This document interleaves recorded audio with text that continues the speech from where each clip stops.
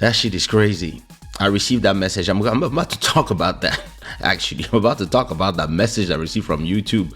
But listen, I had a whole show where I wanted to talk about, the interest of each parties, the interest of the Americans in all this, Europe's positions, and then I received YouTube's email, and I was like, it's not worth it. Like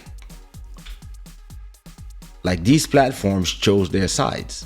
So, I mean, and it's not that you cannot talk in a negative way. It's just that they're gonna remove your monetization if you say that certain things are false and stuff like that. So yeah, listen, it's very interesting. It's very interesting to receive that kind of email. It's almost, I mean, would I say censorship? But it's just like, hey, listen, we telling you already. We letting you know. Where is it? Where is this email? Wait. I think I put it in the trash. Oh, Sirène des Îles.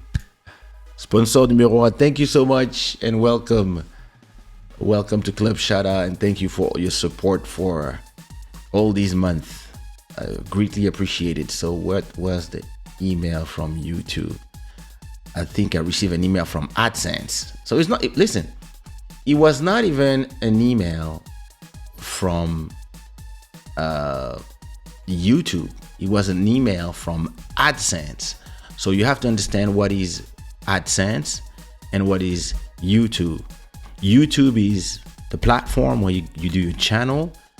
AdSense is the account you have, so you are able to monetize not only your videos on YouTube, but also put ads on your website if you have a website, etc., etc. Even if you have an app that have ads, if you're monetizing via ads, this is via AdSense. So when you get an AdSense account, you become a publisher. And I received this from AdSense. Important notice update regarding Ukraine. Dear publisher, due to the war in Ukraine, we will pause monetization of content that exploits, dismisses, or condones the war. Please note, we have already been enforcing on claims related to the war in Ukraine when they violated existing policies, for example, dangerous or derogatory content policy, prohibiting monetizing content that incite violence or denies tragic events. This update is meant to clarify and in some cases expand on our publisher guidance as it relates to this conflict. This pause includes, but is not limited to, claims that imply victims are responsible for their own tragedy or similar instances of victim blaming. Such as claims that Ukraine is committing genocide or deliberately attacking its own citizen. Sincerely, the Google AdSense team. I mean, I don't disagree with everything they're saying. I understand that. I understand that some people are saying some crazy things. Some people have all kind of theories, like it is on the internet. But like, in a way, it kind of makes you want to, I would not say censor yourself, because there's this line where people put some policies, and now let's say you will want to try to have an objective point of view without being partisan, and just ask yourself, how did we get here? And be able to criticize the actions of one part or the other part without condoning. And the people that disagree with you might use those type of rules to just silence you. And that's when it becomes dangerous. And I believe that the Western world is playing a dangerous game of, even if I understand the intent, they are playing a dangerous game of, okay, this is the narrative that we want everybody to agree with, and we don't care if you have other views or etc., because the emotions that we all decided for everybody is that everybody has to be horrified by this war, which is, I mean, it's understandable, and we need everybody to be against Russia and everybody to be against to nobody can say, oh, they're doing this because whatever, or even maybe just understand how they arrived there. No, they're evil now. And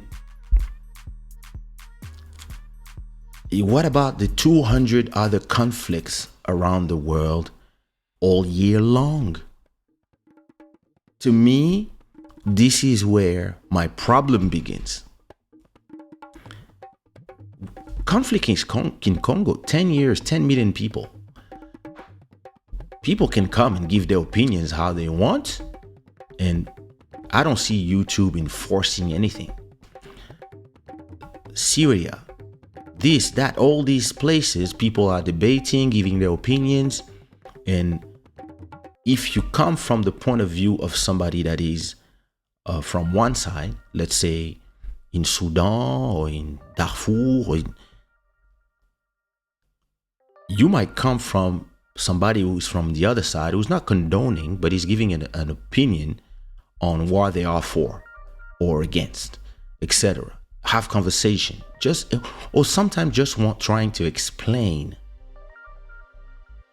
your point of view, and you can criticize a few of the actions from Ukraine that deliberately disrespected the accords that they signed in 2014, and this escalated, and the fact that the Americans are also, they have their hand in all this, and they don't want Europe to be united in some way.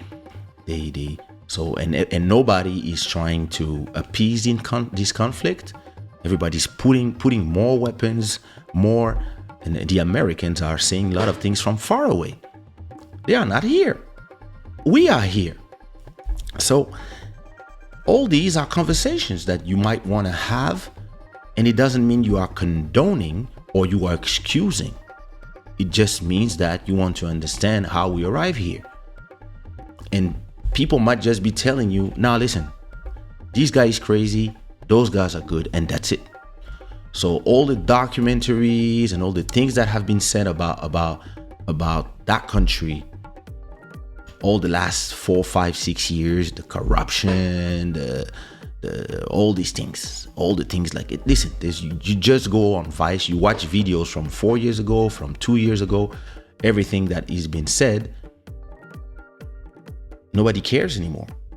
Like, this guy was in the Panama Papers, and next year is probably going to be a Nobel Prize. And listen, I don't care. Listen, I'm French. I live in Portugal. Listen, I have a lot of friends in Russia, but I have more friends in Ukraine. So I'm actually for them, like for my friends. But all the politics, the geopolitics, etc., is something that I understand, and I like to think about it and try to go to a bigger picture of the things. And you kind of ask yourself, when you are doing it, are you going to be demonetized straight away? So now the question here is, if you want to talk about it, are you just going to be demonetized, or are you also going to be silent? I mean, your video is not going to show as much as the others. How do they know? Because it's going to be AI. So maybe every time you pronounce those words, the AIs are looking for something. So you see what I mean? And there's a lot of people, because it's very interesting in the world where we are, because it's a world of emotions now. Everybody's acting emotional, even the politicians that should have a cold head when they take decisions, and they should have a little midterm or long-term view when they're taking decisions. But it seems like they are taking decisions like the rest of the people, like people are tweeting, so they take decisions quick without thinking of the everything that it implies in the future. And when some people I've seen, for example, in French television, the few people who don't say the same thing as everyone else, not because they disagree, but just because they want to explain how we arrived there, they are straight away deemed pro-Russian and pro-Putin, and they are condoning, they are defending, and etc. And everybody come and attack them. And sometimes I'm like, wait, are you really listening to what this person is saying? And now we're in this thing where if you say anything to explain the situation, explain how this thing has been brewing for years, you have to say, oh, I'm against the war. You have to say, even if people, because people don't like arguments anymore, and they don't like to exchange ideas anymore. You end up in these things where not only the people who are watching the content are very aggressive because they want you to feel how they feel, they want you to be, etc., but at the same time, the platforms want to enforce a point of view, and it's the point of view of the Occidental way, and I think it's dangerous. I understand, but I think it's dangerous.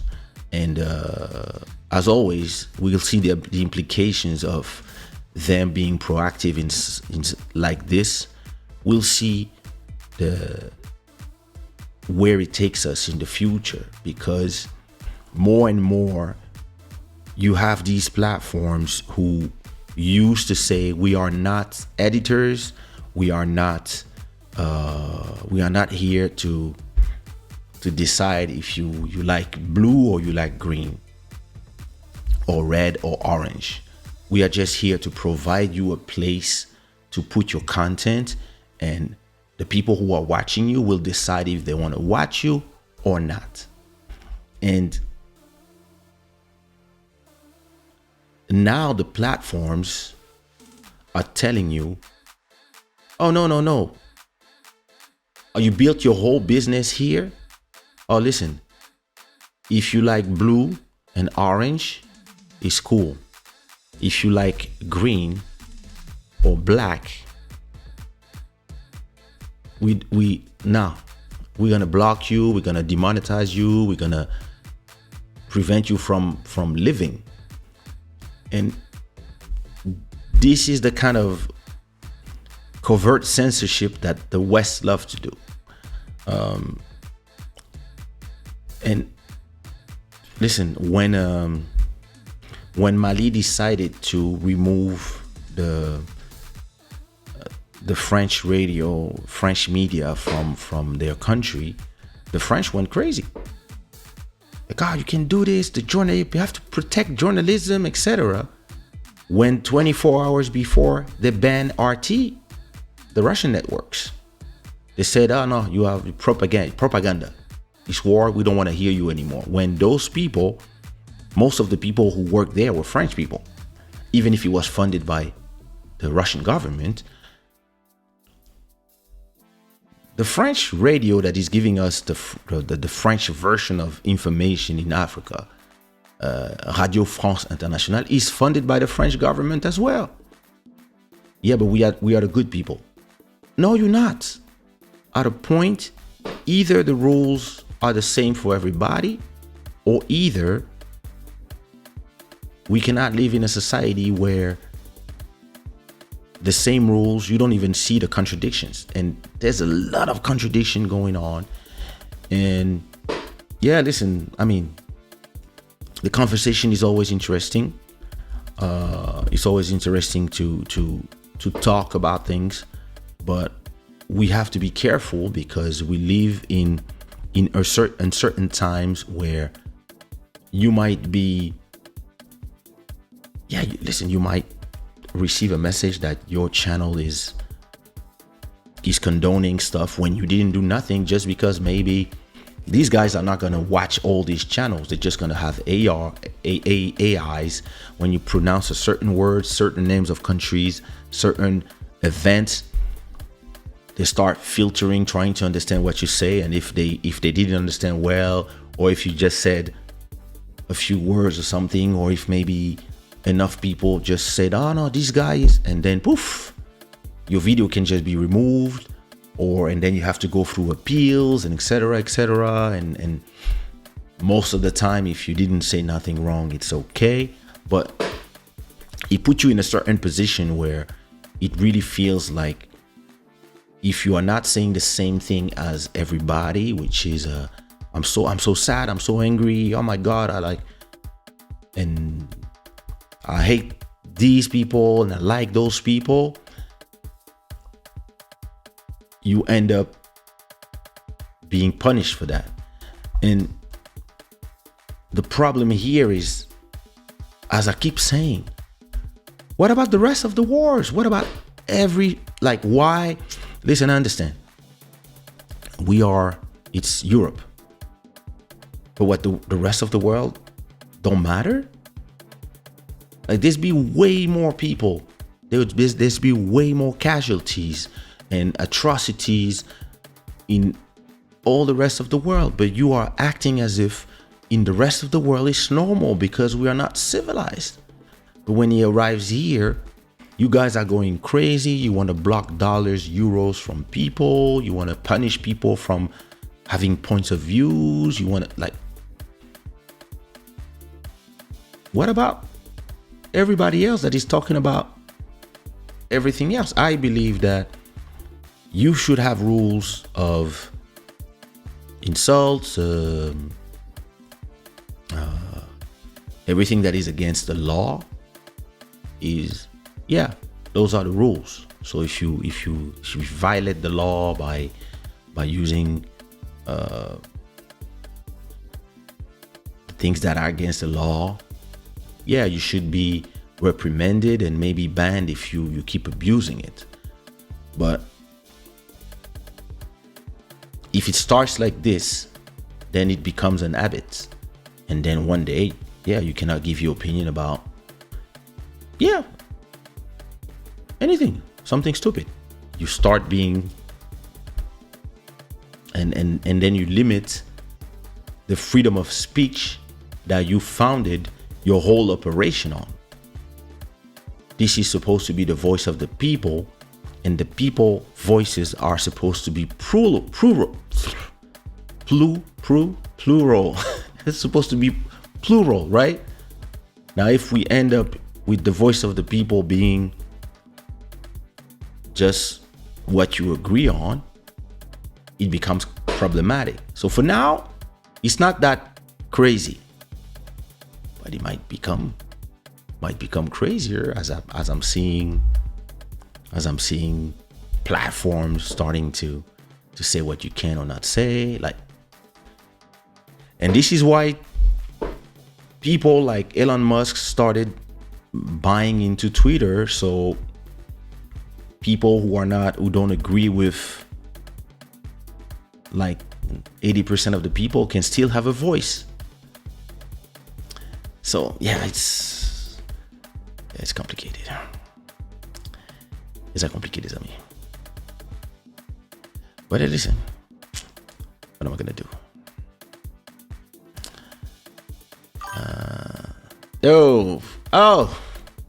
$30. Thank you so much, Bruno. The true freedom of speech is not just being able to speak your mind. It means you respecting everyone else's right to do the same. Listen, what you said is beautiful, but I really think that the people of today are really forgetting this. They are really forgetting that part. Everything that you said. There was a phrase from I don't remember who was. I think it was a French person that they were saying. I may disagree with you, but I will fight to the death for you to be able to say your disagreement with me. And more, we have a lot of people that are very aggressive, and they believe that only them are free to say what they want to say because they are from the right side. They are the good people. And evil people cannot talk. So they believe that Marine Le Pen, Éric Zemmour in France, for example, they believe that they should not have space to talk because they believe that everything they say is poison and it's poisoning the society, etc. But listen, if some people agree with them, it means that what they're saying is resonating with some people. And do you believe that people are idiots and whatever they hear on TV, they believe in it? Or people have the ability to listen, think for themselves, and then go vote for the project that they want? But a lot of these people now, I see them on TV, especially on American media and French media as well now, and on social media. They believe that if you disagree with them and you are like, if you are in real disagreement, like they think from one direction and you think completely the other direction, they believe that you should be silenced because whatever you're saying cannot be heard. And they will arrive en masse on Twitter and fight with you and etc. Listen, I speak with people that I disagree with all the time. That's how you learn. That's how your opinion change. That's how their opinion change. That's where you would meet in the middle. But these people now, we live in a world right now where people want to change the definitions of words. They want to decide what is offensive, what is not. They want to make generalities of everything, anything. They talk in slogans and only slogans. So they're full of slogans. This matters, that doesn't. This group is not protected. This group is this. This group is evil. This group is that, and it's just these big blocks of ideas. And nobody thinks about the granularity of life. Listen, you cannot say every black person is X. You cannot, or every African is X, or every white person is X, or every gay person is X, or you cannot say that, because everybody is an individuality, and everybody you have to meet the people. You have to meet 10,000 people, and the 10,000 of them act exactly the same way to be able to say, yeah, listen, I met 10,000 of them. They all act this way. But in reality, you might meet 3 that act one way and 3 that act completely differently. This is reality. But then when you go on TV, on media, whatever, you're just gonna come and generalize. And the problem is, all these people at the same time, whenever they have an opinion, even the people that agree with them, they don't want them to sway a little bit. No. This is exactly the message. And if you don't say this message, because you could, if you listen, I agree. But what about these detail here? Hey! Then you start receiving those emails. And those emails to me are scary. Listen, I regret the times where all my people would come and meet me on my website. And I had to pay for every time people would come and click on my website. I had to pay for the bandwidth. And to put video in there, it was complicated. You had to pay for maybe a service to host your videos, etc. And listen, I'm grateful for YouTube and or Facebook or Twitter, all these platforms, or Clubhouse, to give us the possibility to have places where we can express ourselves. And it costs nothing to be here and broadcast to the whole world. It costs you nothing, or as long as you have internet. But I really regret the days when I used to pay for the possibility to have my content. And listen, I remember those who were there. On Kaysha.com, I would post everything I post on my Instagram. I would post on Kaysha.com. I would post my phrases, my live and learns.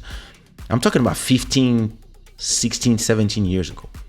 I would post my live and learn, my phrases that I put on Instagram. I would post them there. And then I would have discuss comments where people, and I would have like hundreds of comments. And then we gave the power to the platforms, because the platforms promised us that, listen, we're gonna let you won't have to pay to put anything in there. We're just gonna put some ads. And instead of having just your 100 fans, we're gonna have millions and millions of people. And we're gonna have AI show your content to so many people that are going to discover you.